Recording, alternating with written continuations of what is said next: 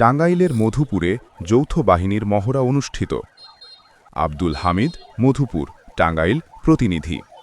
টাঙ্গাইলের মধুপুরে যৌথ বাহিনীর টহল, যানবাহন পর্যবেক্ষণ, জনসচেতনতামূলক কার্যক্রম ও নিরাপত্তার বার্তা সকলের মাঝে পৌঁছে দেওয়ার লক্ষ্যে যৌথ বাহিনীর মহড়া শুরু হয়েছে। আসন্ন ত্রয়োদশ জাতীয় সংসদ নির্বাচন ও গণভোট সুষ্ঠু এবং নিরপেক্ষ করার জন্য সোমবার ৯ ফেব্রুয়ারি দুপুরে মধুপুরের কাকরাইত বিএডিসি ফার্ম থেকে মহড়া শুরু করে মধুপুর পৌর শহরের প্রধান প্রধান সড়কে এ মহড়া অনুষ্ঠিত হয়।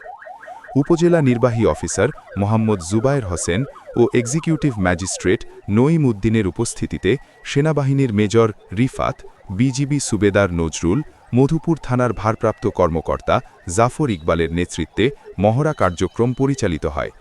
এ সময় স্থানীয় ভোটার আমিনুল ইসলাম মানিক জানান, আশা করি সেনাবাহিনীর প্রতি জনগণের আস্থা রয়েছে। এই টহল চলমান থাকলে জনসাধারণ নির্বিঘ্নে ভোটাধিকার প্রয়োগ করতে পারবে। টাঙ্গাইল ১ আসনের দায়িত্বে থাকা মেজর রিফাত জানান, আমরা বিজিবি, পুলিশ, র্যাব ও সিভিল প্রশাসনের সহযোগিতায় ভোটাররা যাতে নির্বিঘ্নে তাদের ভোটাধিকার প্রদান করতে পারেন এবং নির্বাচন সফল ও সুষ্ঠুভাবে অনুষ্ঠিত হয়, সেই লক্ষ্যে আমাদের টহল কার্যক্রম অব্যাহত থাকবে।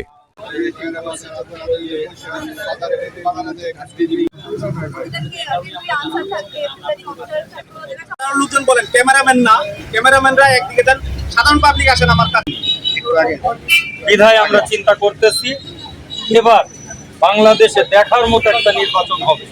যদিও আমি সংখ্যালঘু, আমি খ্রিস্টান বাঙালি, এই মধুপুর পৌরসভায় একাই থাকি। এত সুন্দর পরিবেশ আমার জীবনে ৩১ বছর মধুপুরে আমি দেখি। কারণ দেখা গেছে যে কোনো পার্টি তাদের কর্তৃত্ব বা তাদের শক্তি জাহির বা জোর করে মানুষকে ভয়ভীতি দেখিয়ে ভোট এ পর্যন্ত কেউ আমাকে বলে। এই জন্য খুব সুষ্ঠু এবং সুন্দর ভোট হবে এই কামনা করি। ধন্যবাদ সবাই। আমাদের মেসেজ হচ্ছে আপনাদের পাশে। আপনারা আমাদের ডেভেলপমেন্ট সম্পর্কে অনেকে ইতিমধ্যে জানেন, অনেকে হয়তো বা জানেন না।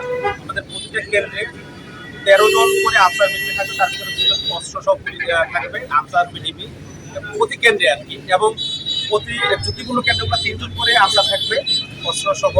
পাশাপাশি আমাদের ২ জন করে পুলিশ থাকবে, একজন কনস্টেবলের নেতৃত্বে এসআই নেতৃত্বে। আমাদের আশা করি, আর যেহেতু মোবাইল, আমাদের মনে বলতে কোনো ভয়ভীতি নির্বাচন হবে কি হবে না এই নিয়ে কোনো ভয়ভীতি আছে কিনা, আপনারা নিশ্চিত থাকেন আগামী নির্বাচন সুন্দর এবং সফল হবে। প্রতিজ্ঞাবদ্ধ আপনাদেরকে একটা ভালো নির্বাচন উপহার দিতে আমরা সকলে প্রতিজ্ঞাবদ্ধ।